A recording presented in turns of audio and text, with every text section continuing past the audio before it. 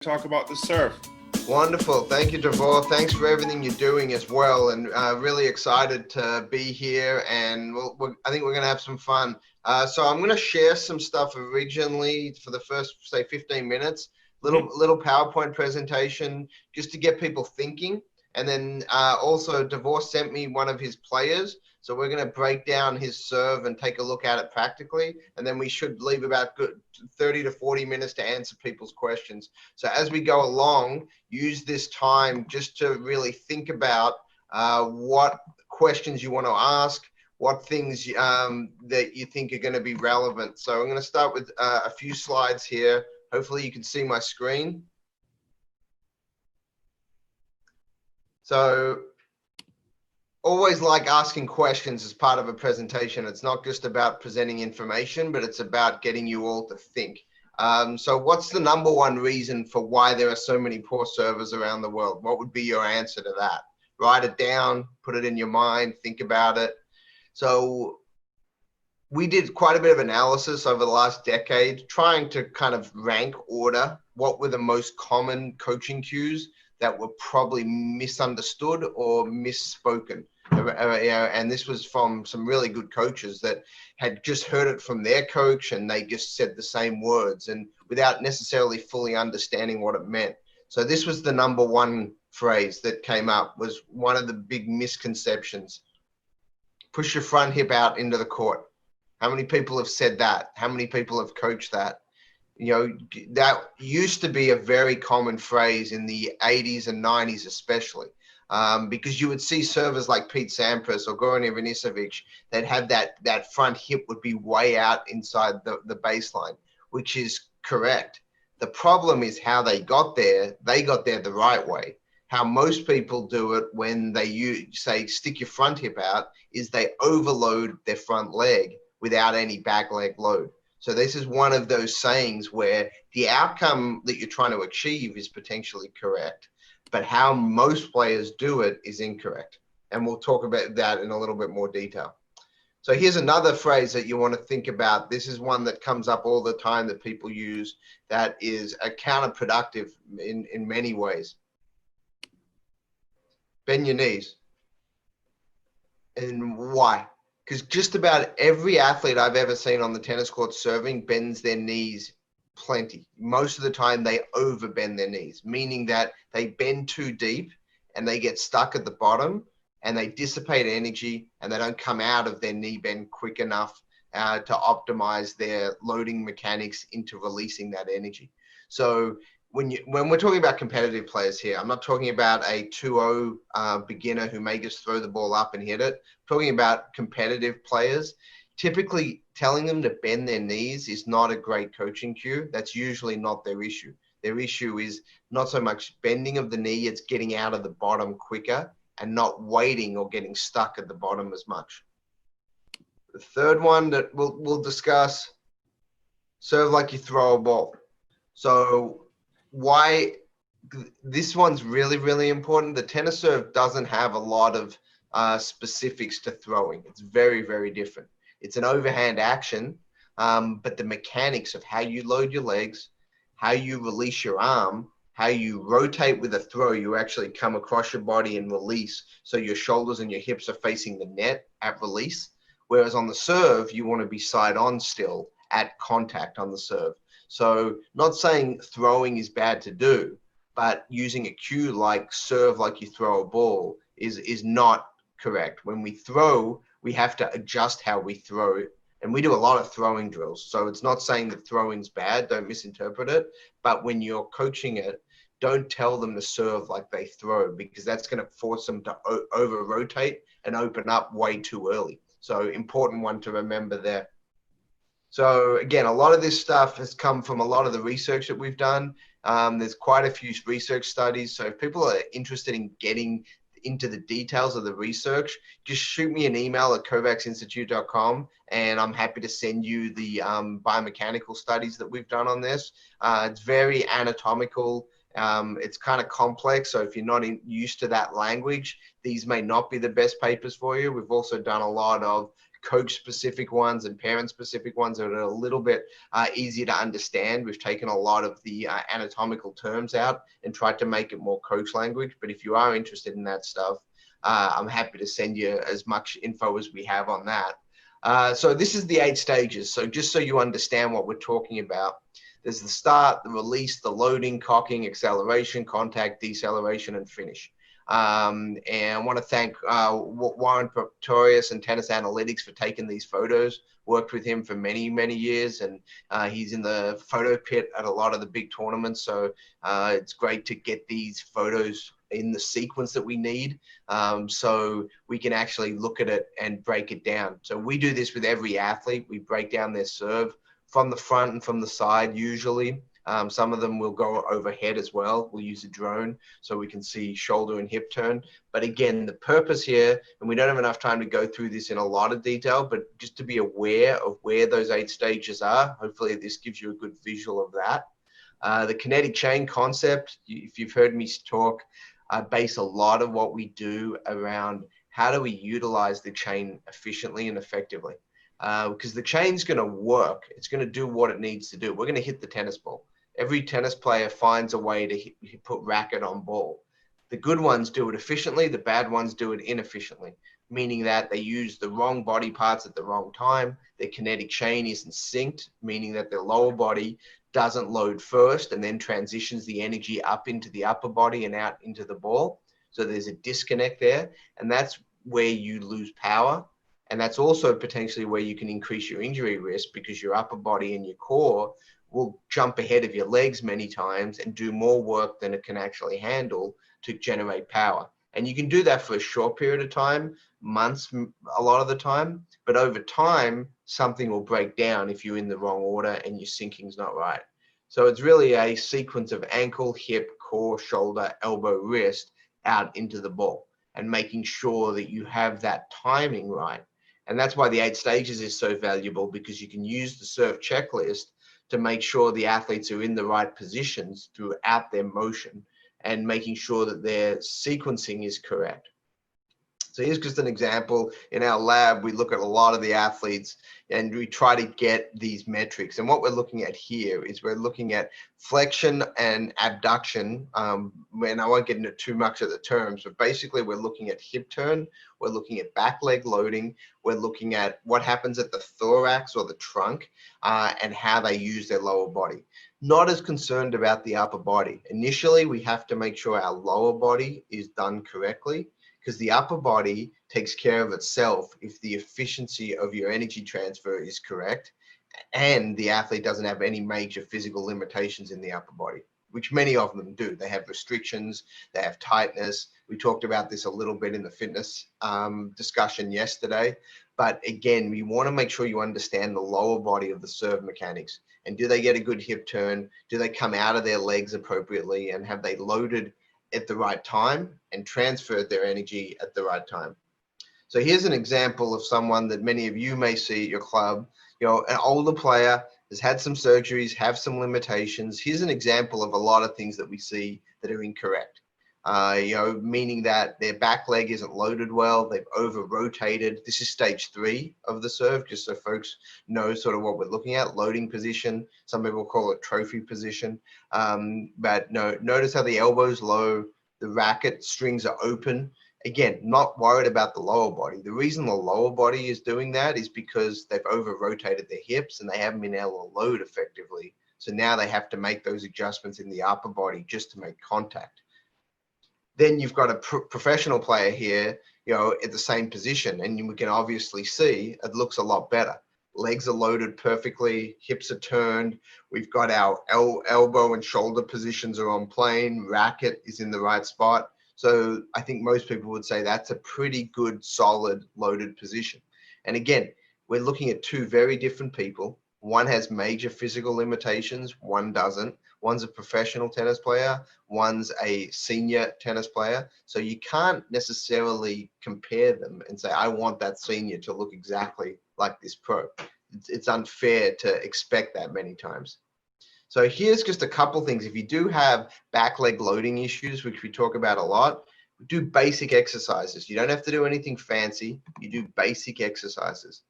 So exercise 1 on the left is literally a jump with the turn with a bit of resistance. But again, it's making sure they load and they can push off. And then the exercise 2 here is making sure that they can load that single leg and push out of it. As you can see, this is a left-handed player example here I'm showing.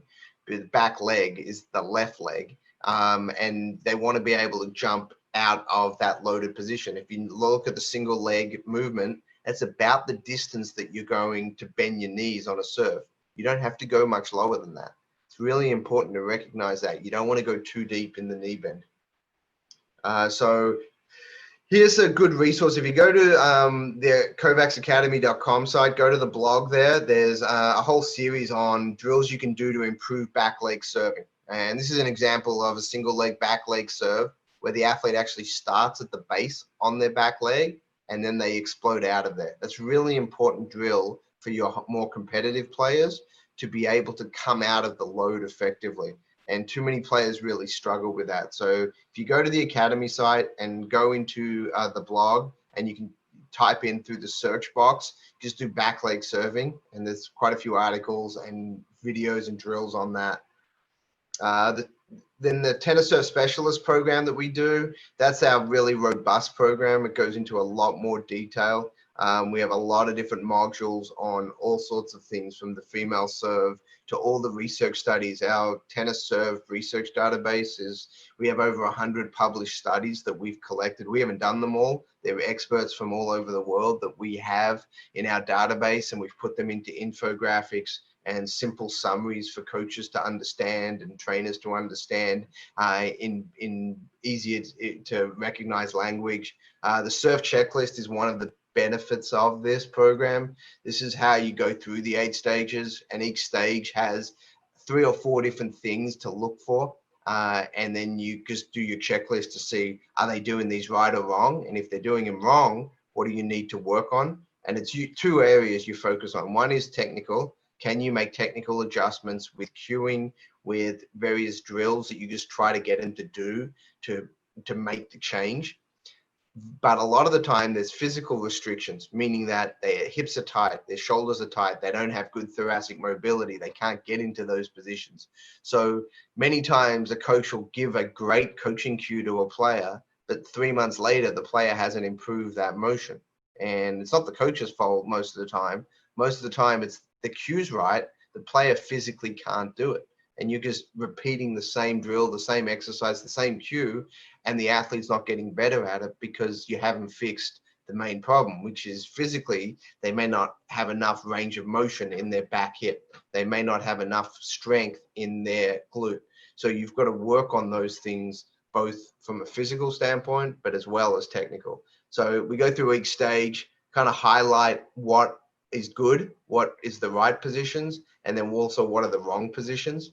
So again, it goes through here in a lot of detail with hundreds of examples. I mean, again, we've been doing this for quite a long time now. So we have hundreds of examples of good, hundreds of examples of bad, and also what makes the corrections, from pro players to juniors to adults to seniors. The style aspect of serving is overcoached, and the fundamentals are usually undercoached, meaning that too many times we focus in on stylistic aspects, and that's usually what most coaches will do. They'll say, hey, I like the look of Federer's serve, or I like the look of Isner's serve, and I want you to do X, Y, and Z to look like that.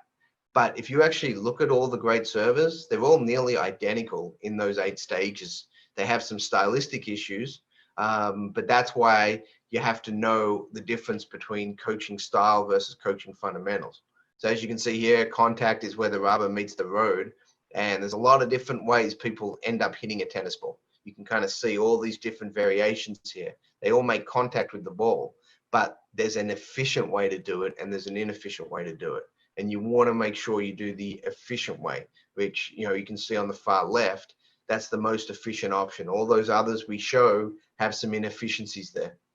Stage 7, long axis rotation and deceleration is, where the side of the racket that makes contact with the ball is facing the opposing side fence. You can see here, Steve Johnson and Andy Roddick do it as well as anyone. But then you see scenarios here on the right where players don't.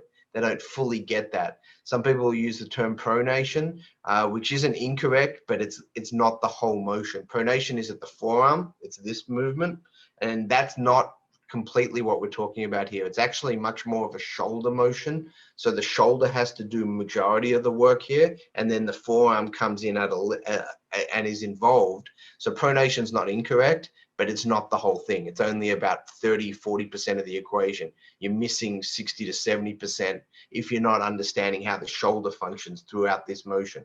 From contact, actually just before contact, you go from supination here, through contact, and then into pronation there.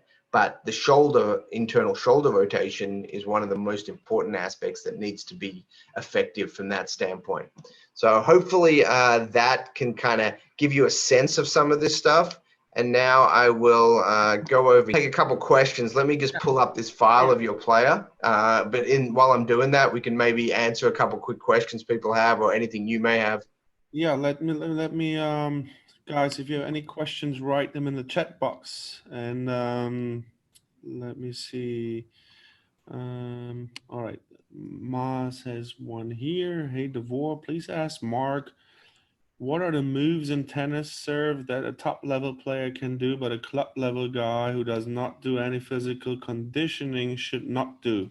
Yeah, great question. So that has a lot to do with how much rotation can they get in their hips, how well can they load their back leg and their back hip, which are the two big ones that if they're restricted there, it's going to limit what they do. Do they jump versus not jump? A lot of club players may not even jump. So you've got to recognize that. Assuming they can do all those, then it comes into the upper body, and it's how far back can they get. If they're really restricted in their shoulder range of motion and their thoracic spine movement, they're not going to get into stage 4 cocking as well as a top player will.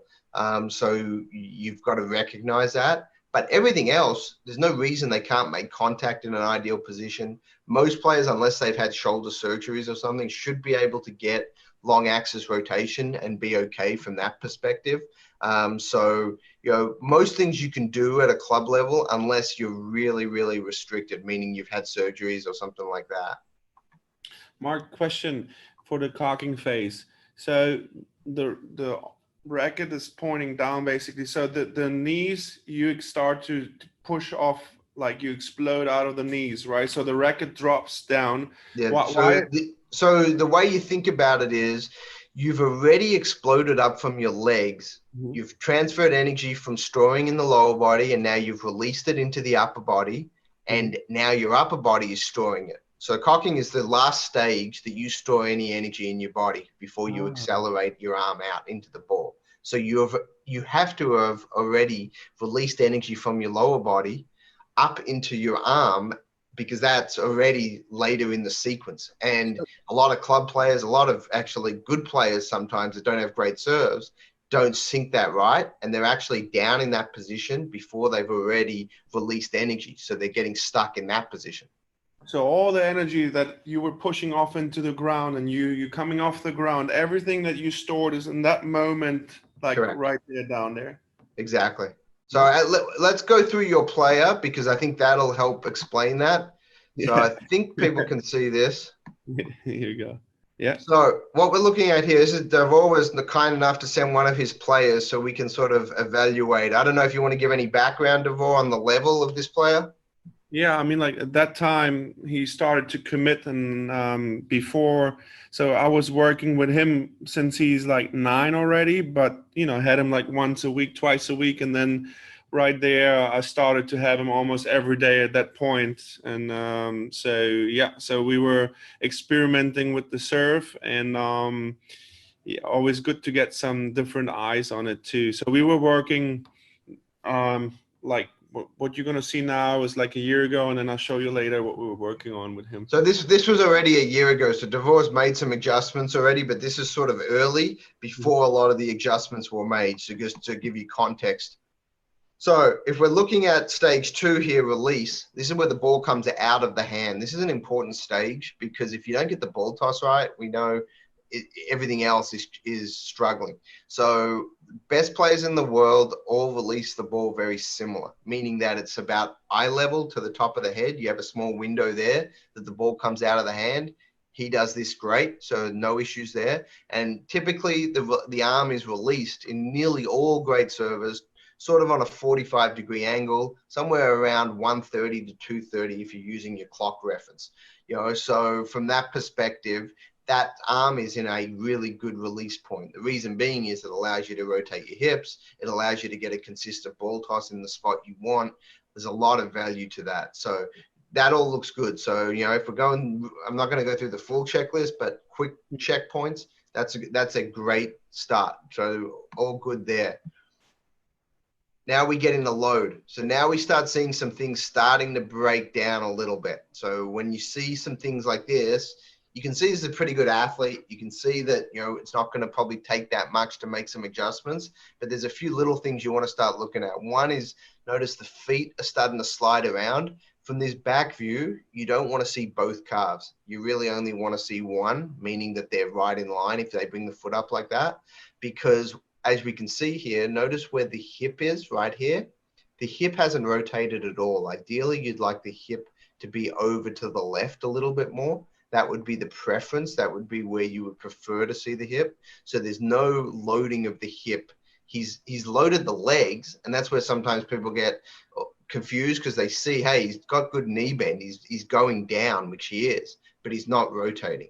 And that's only half the battle. You want to rotate. So that's why he needs to pull that foot back a little bit, the back foot, and turn those hips a little bit in this position.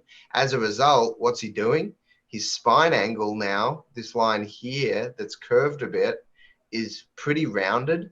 And that's a bit of a concern longer term from an injury risk standpoint.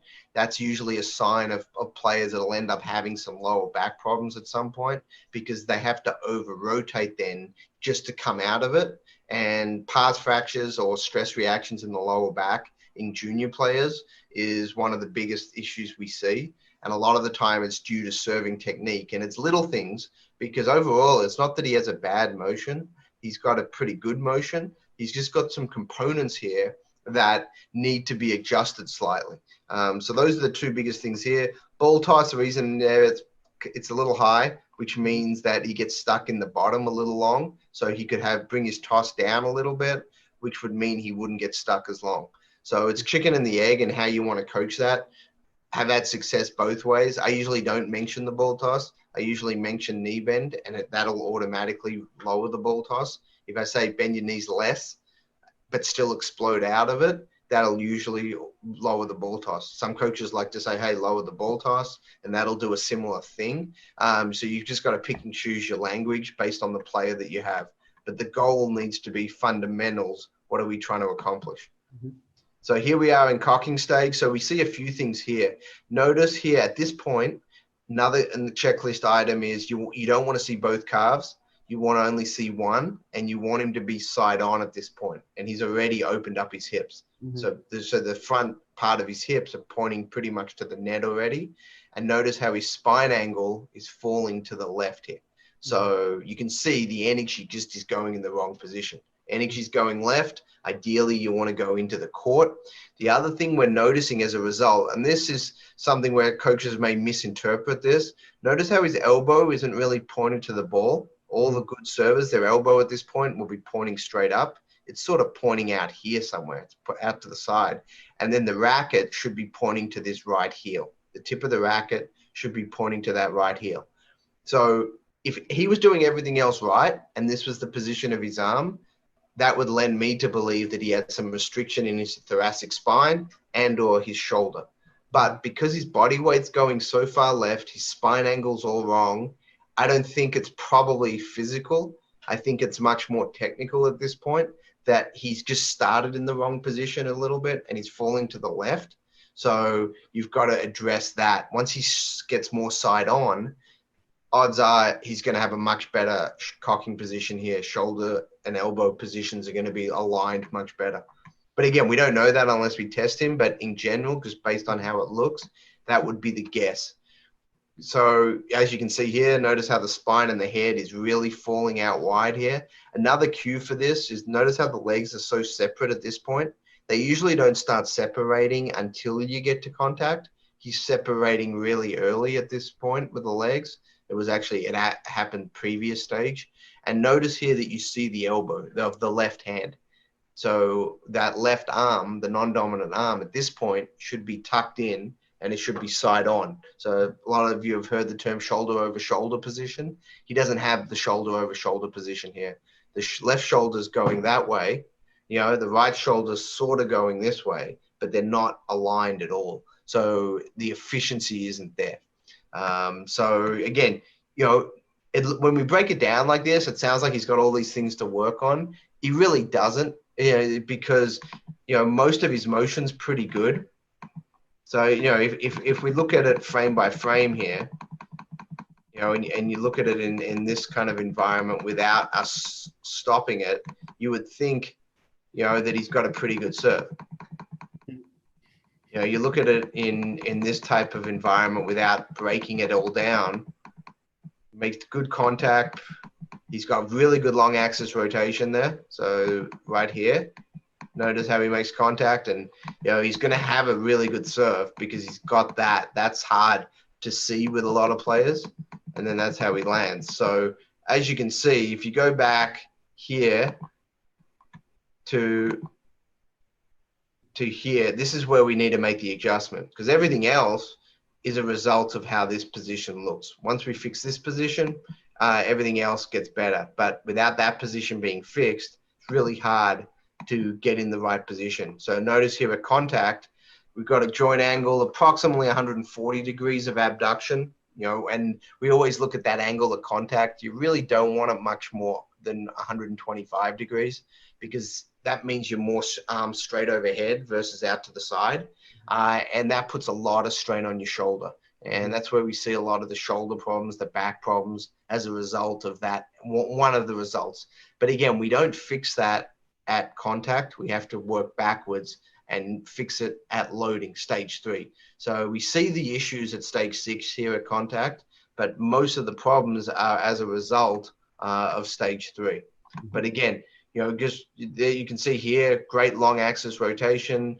That's a really good sign. Just notice his spine angle though, how it's falling this way. So the body weight's falling to the left pretty significantly. And once you make that adjustment, you keep him side on longer, it's going to take care of a lot of that. So again, hopefully that sort of helped a little bit.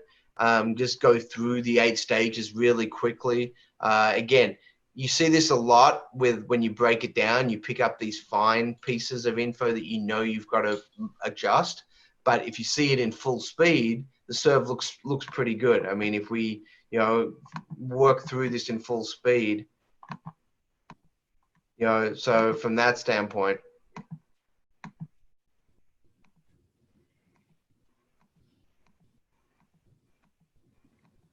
Yep. So I'll stop sharing now and we can turn it back over to some questions. Yeah. Wait, Mark, can you hear me? Yeah. Mm-hmm. Let me, I just want to share my screen quickly. And I want to, let me see. You can see now, let me move this with the foot position. Yep. So as you said earlier, I tried to make him not slide too far around and keep the right leg a little bit closer to the heels of the left leg, and try to work a little bit on the rotation. Yep. I mean, you see the position on the right. There's much more rotation. Better load, better turn. Elbow position's really good as well. So you can see you've made some really good adjustments there. So yeah, and I don't have a video from right now. So so I think, yeah, as you said, it's so important. That's why I'm so glad you're here and so many coaches joined. It's so important to know what to fix, right? Because we can do a lot of damage if the hips are not, if the legs are not in the right position. There's so much force on the hips, right? And if you do things wrong, then cannot be good sometimes. So let's go through a couple. Mark, first of all, thank you so much. That was amazing to see. That's why I like those webinars. This was very interactive in sense of we saw a serve, one of the best in his field, analyzed it. I think this is so priceless. So thank you for taking time and doing this, Mark. And yeah, let's go through a couple of questions. Do you have the chat thing on as well, Mark? Do you Yeah, I see? do. Mm-hmm. All right, if anything catches your attention, let me know. If not, I start. Do you hit the ball when the body is fully extended from the knee flexion? At contact, yes. So your knees, so you're going to be fully extended in your lower body. Your trunk and upper body, there's going to be a slight break. You're not going to be completely straight from heels to head. There's going to be a slight break at your trunk, about a 20-degree, 15-degree break. So if you think of the lower body and your upper body like this, if that was straight, there's going to be a slight forward lean with your upper body to make contact because you're going into the court, but your lower body should be very straight. Yes, your knees should be fully extended there. All right, the next one from Lynn. What about the continental grip with strong service? Do they move a little over to a hybrid Eastern continental grip when they go for a big flat first serve? Yeah, so I've worked with a lot of some of the fastest servers ever, and they've all got slightly different grips. So it's not a standard that you have to have a traditional continental. You could have a slight Eastern backhand. You could have a slight, when I say slight, it's not a full, meaning that you haven't fully gone around, but it's adjusted slightly. They've got a slight Eastern forehand. Boris Becker was probably the most famous one that had more of an Eastern forehand grip on his serve, but there's a lot of players that shift a little bit, not as extreme as Boris had, but close to that. So it's kind of volley grips. I have the same discussion about what grip you should use to volley. It's similar. It depends a bit on what you're trying to do. Certain players will adjust a grip slightly if they're going to hit a kick serve versus a flat, or if they're going to hit a slice serve versus a flat. So you want to start your players always having sort of more of a traditional grip, but over time they're going to adjust it slightly. And unless it gets way out of whack, meaning it gets to a semi-Western type of forehand grip, you don't necessarily want to mess with it too much unless you've got a really good reason. All right. The ball toss is very important. Hold on, here we go. Where was that? Very important. What about ball contact position regarding serving styles? Flat serve, kick, slice, and also if the player right-handed, what up with the left hand after the shot? What should the player keep his left hand by the end of the shot? Yeah, so let me just answer the second part maybe first. So the left arm, the non-dominant arm, if you're trying to utilize that, that's meant to stay on side on your body. So you're meant to keep that side on so you can have that shoulder over shoulder position. So that's really the biggest thing is it's a cue to help. You shouldn't have to coach that. If that's opening up and it's flying to the left when you're serving, it means they've over-rotated. It means the hips have over-rotated, the shoulders have over-rotated, and the arms coming out as a result. It's not the cause, though. You can cue them to keep their arm in. We do some different drills to help with that, but you've got to make sure you fix the reason why it's happening. So that's an important thing to remember. All right. How important do you think the racket take back is? Do you favor a short take back straight up to the loading position, or a long take back where the racket drops down first? Yep. So that's probably one of the biggest discussions coaches have, and I don't spend any time on that. Reason being is it's style. Look at all the great servers throughout history, and I can show you all those things you mentioned and them hitting great serves.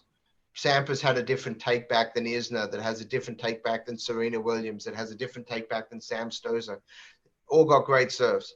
So that should tell us all that all these discussions about what's the best take back, we're focused on the wrong thing. Notice how we go from stage 2 to stage 3 in the serve.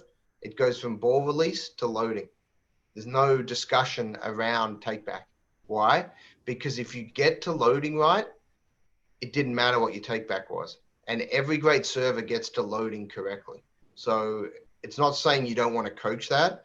I'm just saying that's much more of a stylistic aspect of serving, what people prefer, what people like.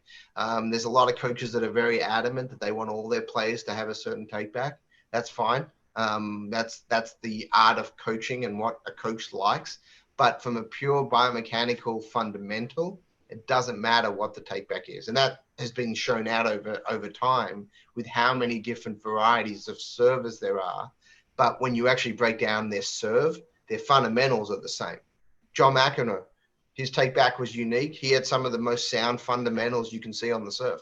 Great hip turn, great stage 3, stage 4, stage 5, stage 6. So people look at his serve and say he had a weird foot position and a unique arm swing, like an elephant kind of trunk swing. But he got to loading perfectly. All right. Mark, question about the pronation. Can you explain a little bit, because there's some misconceptions, where the strings face? Do the player hit the ball right this at the contact, or some people think they turn already? Like maybe you can. Yeah, no. I mean, if people got to realize there's somewhere between 4 and 6 degrees only difference in racket head position for a flat serve versus a slice serve, meaning that a flat and a slice serve are nearly identical. It's the difference that's the difference at the racket at contact. So whether it's flat or slice, the mechanics of the motion are the same. You just have a slight variation at the racket head. And that's why, the great servers have such great disguise, because their motions are the same. But from a standpoint of full pronation, it happens where you see it, the contact of the ball has to be on the strings. It has to be pretty much in the, doesn't have to be smack in the middle of the strings. It can be top right, it can be top left, depending on what you're trying to hit, but it has to be square. You can't have your racket completely turned at contact. Otherwise, if that happened, the ball would go straight into the side fence. So you have to realize that it's very much straight on at contact. It just happens so fast, and the speed of that happens so quickly that if you're looking at it in real time, you're not going to pick any of that up. When you break it down, we do some analysis where we look at things in 1,000 frames a second. So you can break down the serve into, 1,000 frames. Serve's about a second, give or take, from release to when they land. So you can see 1,000 little frames per second. Mark, with pronation, one more question about that pronation, because I see some coaches overstress that. I feel like, they teach that too much. Don't we have, when we throw a baseball, for example, I know you did a lot of baseball, don't we pronate automatically when we throw that baseball? And don't we have that automatically in? You should never teach pronation from a standpoint of it's potentially increasing injury risk, because you're forcing them into a position that's not natural. Because what pronation is, or when people talk pronation, they're mainly talking about the end of the long axis rotation. That should happen naturally. And if it isn't, it means that something earlier in the motion isn't correct. The moment you get them side on, every server I've ever seen ends up pronating to make contact effectively and doing what you're talking about. If they're not side on and they've opened up, that's when they don't do it right. So we don't want to teach the end. If you're teaching the end, you're forcing the body into a position that they're consciously thinking about. And you shouldn't be thinking about that. Thank you. That was because I heard that so often. I was so glad. It's similar to landing as well. So many people will teach kicking the foot back on landing of the serve. And again, the reason that the foot kicks back is so that the athlete doesn't fall flat on their face. That's the only reason the leg kicks up. It's because they've had a good serve and their energy's going forward and their foot kicks back. If you're coaching that to help them improve their serve, you're missing a real big component of what the serve is. The ball's already gone once they've landed. It has nothing to do with the serve.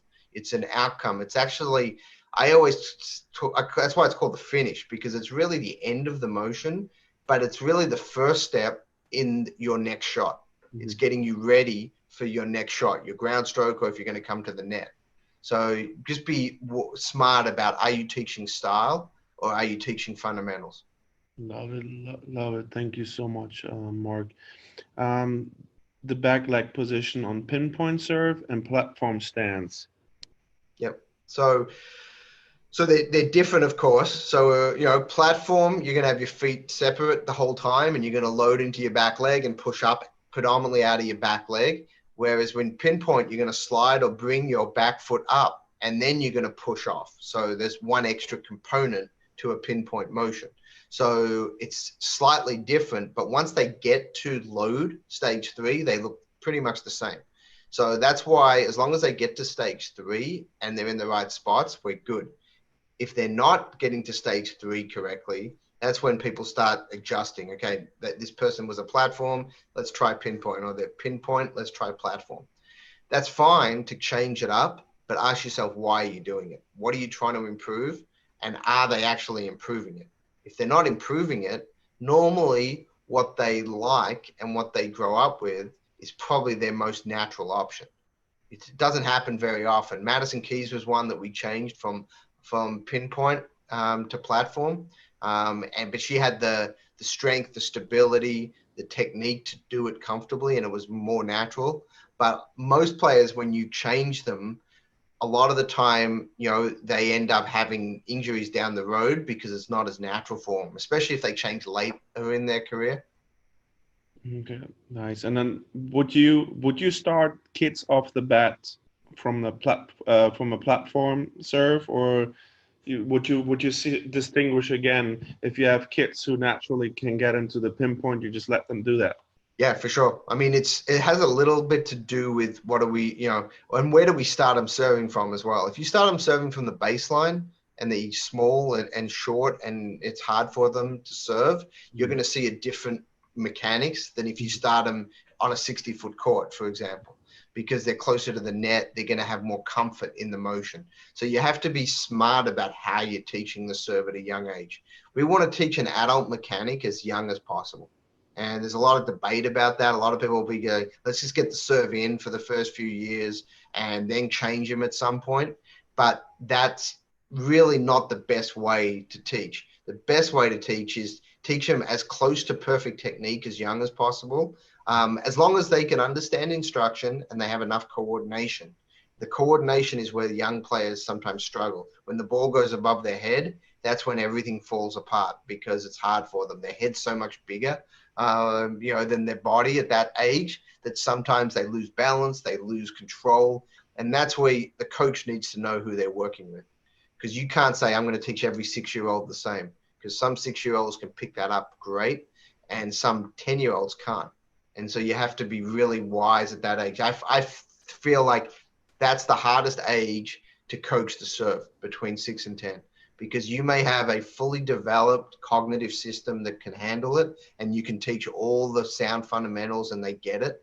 But then you have others that you're trying to teach the exact same person or same skills to a different person and they're not getting it and they won't probably get it for another year or two.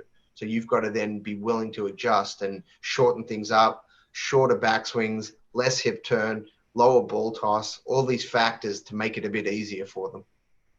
Okay. I saw a question because I always liked that high school, what basics would you stress for a high school player who would like a consistent serve but won't have the time or opportunity to develop a great serve? So great point. Shorten everything up normally, meaning that lower ball toss, shorten backswing, make sure they load their back hip and then swing. That's it. I mean, that's it. It's short and compact, as few moving parts as possible.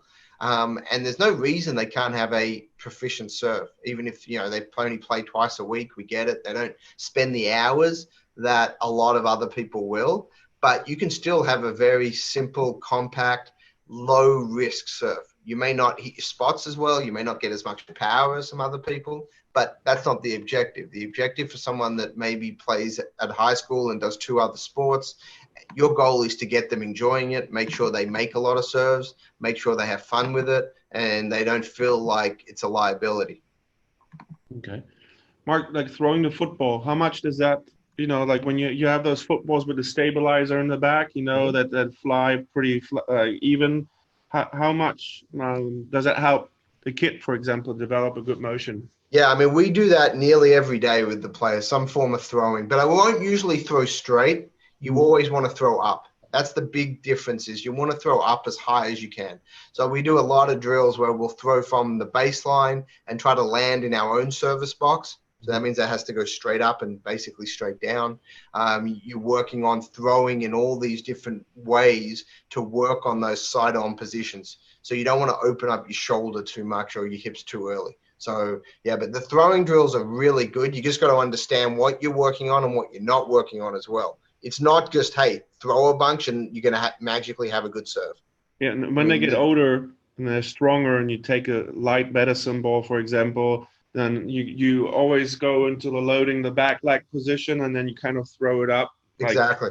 Okay. Yeah, so a whole series of different options and progressions with a 1 pound, 2 pound small ball that it has some weight on it, and we'll do shot put serves with that. So there's a whole series of things there.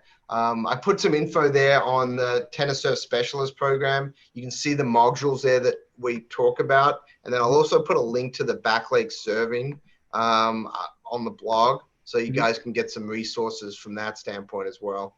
And everybody's going to get the email, the guys from yesterday and the guys from today, and everybody I had in the webinars before and in the future. You guys going to get all the info in the email. And as I said, Mark has all the exercises for every stage, for everything on his webpage. He's doing that. He's one of the best in the world and has it all stored on a nice hard drive. And you guys can get access to that.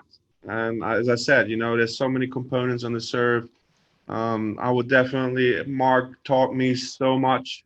I read all his books, and the next step for me as well as a coach is going to be, I want to do your courses, Mark. Can you tell us about those 3 courses you have? It's what is ITP? Yeah, the International Tennis Performance Association. So that's all the fitness side of things. So that goes through strength training, movement training, flexibility, mobility, fitness testing, periodization, nutrition, all planning, making sure that you know how to put all these together in programs. And that's, there's one aimed at tennis coaches, which is called the Tennis Performance Trainer Program. And then there's one aimed at athletic trainers, strength coaches, chiropractors, medical doctors, all the people that sort of have the medical or health fields. And that's called the Certified Tennis Performance Specialist. So I'll put the link up there as well. You can check that out. That's called the ITPA,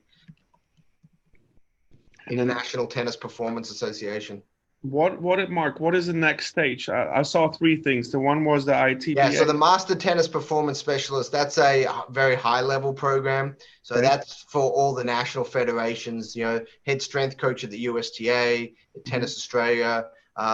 We had our meeting of our expert group like 3 days ago. Folks like Jez Green were on there, who works with Alex Zverev, Yutaka Nakamura, who works with Naomi Osaka. Different folks like that get together and we sort of network and talk through sort of things. So that's the level 3 program. And it's a whole lot of things for people that have been in the field for usually 10 years or more, and they're working with higher level competitive players predominantly. And it's an ability for everyone to share best practices and sort of educate each other, learn from each other. That's amazing. And then you have a serve certification as well, right? Yeah, and that's called the Tennis Serve Specialist, TSS. And I put a link up in the chat box so folks can check that out as well and see kind of all the modules there. If you're really looking to get better at the serve, there's a ton of great information there, and we keep adding to it as well, because we do these follow-ups every few weeks where we'll get together as a group and we'll analyze servers, and it's a way for coaches and people to keep learning, and so it's a constant. So once you get through the program, you can come join those every time we have them for Q&A sessions and things like that. Oh wow. All right, guys, coming to an end time wise. The last question, because I think it's important. I was reading on the bottom there. Under 12 a year. Let me just type this in. Under 12 kids training 3 hours per week. What percentage of time would they work on serving? I guess it's related to coaches don't teach the serve enough. So, yeah. Yeah. So yeah, it's a great question. It depends a bit. If you're playing 3 hours a week, at the young ages, usually you'd like 20 to 30% at least of your time being spent with serving involved. If you're playing a set or two a week, that would be included in that. At the young ages, basket serving is important to learn a skill. But if they're only playing 3 hours a week, I wouldn't probably do that much basket serving. I would probably suggest they do some of that on their own at home, where if they can serve into a wall or serve into a backyard or into a net or something. Because if they're only on court for 3 hours a week, to me at that age, there's a lot to work on, and you don't want to spend an hour of that week just hitting basket serves. Even though it's important and it's valuable, if they were playing 10 hours a week, then I would say, yeah, I'd love to have 2 or 3 hours a week of basket serving. But if they're only playing 3 hours a week, they got to work on volleys, on movement, on forehands, on backhands, on point play, on strategy, on all that stuff. So you have to be wise about how you set it up. All right, guys, that was amazing. Mark, I can't thank you enough for doing it. You sent me a couple of links before, Mark. Send me whatever you still have, please, so I can shoot it and send it out tonight. All the people that sign up for the webinars from day one will get Mark's info. And I hope a lot of you, it was great. So I think it's the best thing you can do to come, to webinars.